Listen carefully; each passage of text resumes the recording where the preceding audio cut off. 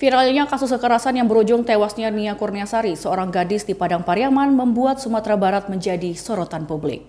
Kasus kekerasan seksual terhadap perempuan dan anak di Sumatera Barat terus mengalami peningkatan dari tahun ke tahun. Berdasarkan data yang diterima dari Dinas Pemberdayaan Perempuan, Perlindungan Anak, Pengendalian Penduduk dan KB Provinsi Sumatera Barat, maka didapatlah data sebanyak 427 kasus kekerasan pada anak terjadi di tahun 2020.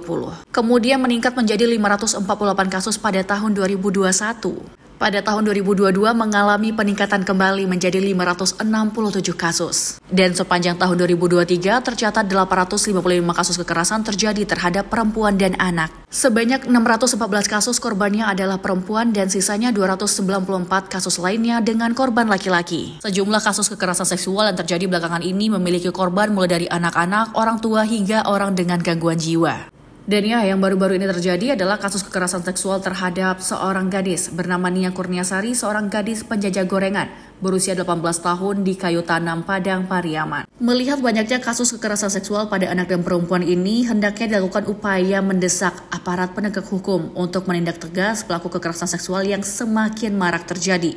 Aparat hendaknya juga harus segera melakukan deteksi dini untuk mencegah terjadinya korban-korban baru. Seluruh pihak terkait, mulai dari orang tua, nenek mama, dan juga yang lainnya, harus melindungi anak-anak dari potensi kekerasan seksual.